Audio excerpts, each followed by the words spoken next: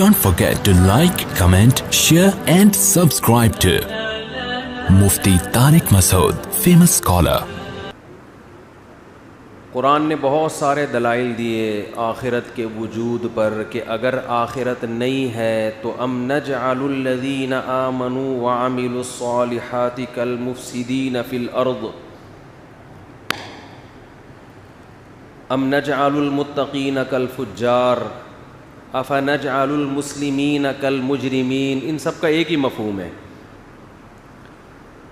کہ اگر آخرت نہیں ہے اور حساب و کتاب کا کوئی دن نہیں ہے, مر کے مٹی ہو کے ختم ہو رہے ہیں لوگ, تو اس کا مطلب یہ ہوا کہ اچھے اور برے کا انجام سیم ہے. کوئی برے سے برا بن جائے کچھ نہیں ہونے والا, اچھے سے اچھا بن جائے کچھ بھی نہیں ہونے والا, بلکہ برا زیادہ مزے میں ہے. برا آدمی زیادہ مزے, مر کے مٹی ہو کے کیا ہونا ہے, ختم. اس بات کو قرآن بہت سارے الفاظ میں مختلف انداز میں بیان کرتا ہے. اس پر تو بہت تفصیل سے بہت دفعہ بات ہو چکی. اب قرآن کہہ رہا ہے وَإِن يَكَادُ الَّذِينَ كَفَرُوا لَيُزْلِقُونَكَ بِأَبْصَارِهِمْ. دیکھیں مسئلہ یہ ہے کہ جب بھی آپ کوئی نظریہ پیش کرتے ہیں تو کسی نہ کسی کے مفاد پہ اس سے زد پڑتی ہے. کسی کو فائدہ ہوگا, کسی کو نقصان ہوگا. جس کو فائدہ ہے وہ کہے گا ویلکم, بہت کیا بات کی مفتی صاحب نے, زبردست. جیسے جس کا دوسری کا پہلے سے ارادہ ہو وہ میری 4 شادیوں کے بیان پہ فوراً متفق ہو جائے گا, چاہے ایک بھی دلیل نہ سنی اس نے, یہ زبردست بات کی. یہ مفتی ہے جو ممبر پہ حق بولتا ہے. لیکن آپ کا بہنوئی یا داماد دوسری کرنا چاہ رہا ہو, آپ پہلے ہی اس کو روک رہے ہو, اور اوپر سے ہمارا بیان 4 شادیوں کے فضائل پر ہو گیا, تو آپ بولیں گے انہی مفتیوں نے گھروں کو اجاڑا ہے, انہی مولویوں نے گھروں میں آگ لگائی ہے, یہ ممبر پہ بیٹھ کے یہ کچھ کرتے ہیں. یہ ایک مثال دے رہا ہوں, ابھی شادیوں کی بات نہیں کر رہا. مثال دینے پر گورنمنٹ کی طرف سے کوئی پابندی نہیں ہے, کوئی بھی مثال دی جا سکتی ہے. تو انسانی عادت ہے کہ جس نظریے پر جس کے مفاد پہ زد پڑتی ہے وہ آرام سے قبول نہیں کرتا, اور جس کو فائدہ ہوتا ہے وہ کہتا ہے زندہ باد, بہت زبردست.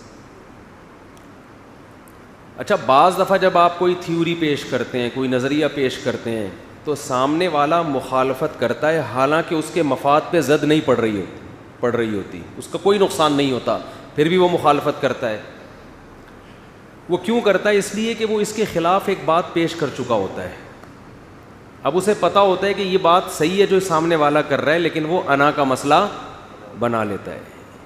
یہ بہت بڑی قسم ہے گمراہی کی جو مارکیٹ میں ہول سیل کے حساب سے پھیلی ہوئی ہے. یہ والی گمراہی بھی کم نہیں ہے, یعنی آپ کے مفاد پہ اس سے کوئی زد نہیں پڑ رہی, کوئی آپ کا نہ پیسوں کا مسئلہ نقصان ہو رہا ہے, کچھ بھی نہیں, لیکن چونکہ آپ اس کے خلاف بول چکے ہیں, تقریر کر چکے ہیں یا کہیں بحث کر چکے ہیں, اب آپ کو اپنی بے عزتی محسوس ہوتی ہے تسلیم کر لینے میں.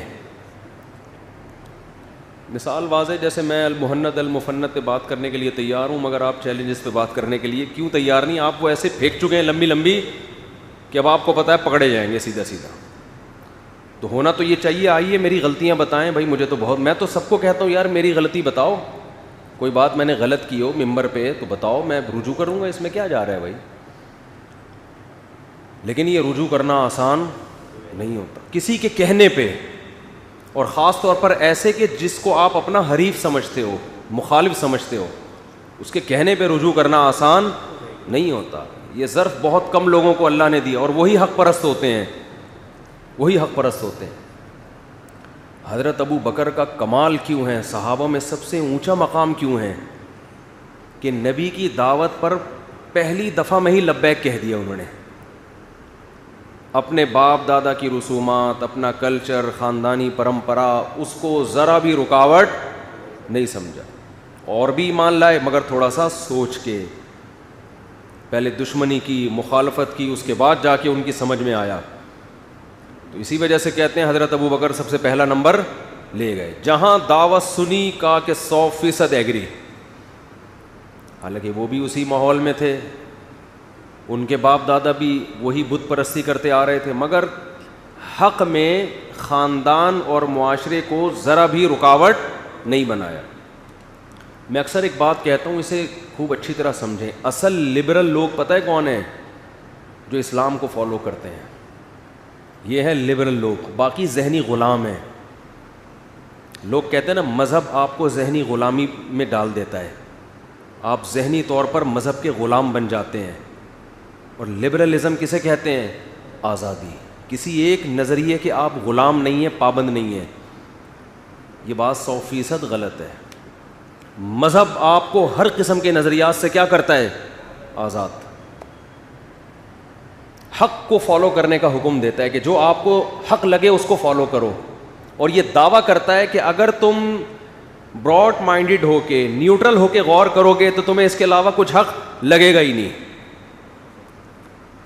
اور جتنے لوگ جو مذہب کو فالو نہیں کرتے وہ بات براڈ مائنڈڈ ہونے کی, لبرل ہونے کی کرتے ہیں, اگر وہ حقیقت میں لبرل ہوتے نہیں ہیں, وہ ایک نظریے کو فالو کر رہے ہوتے ہیں, ان کو پتہ ہوتا ہے یہ 100% غلط ہے, مگر چونکہ وہ نظریہ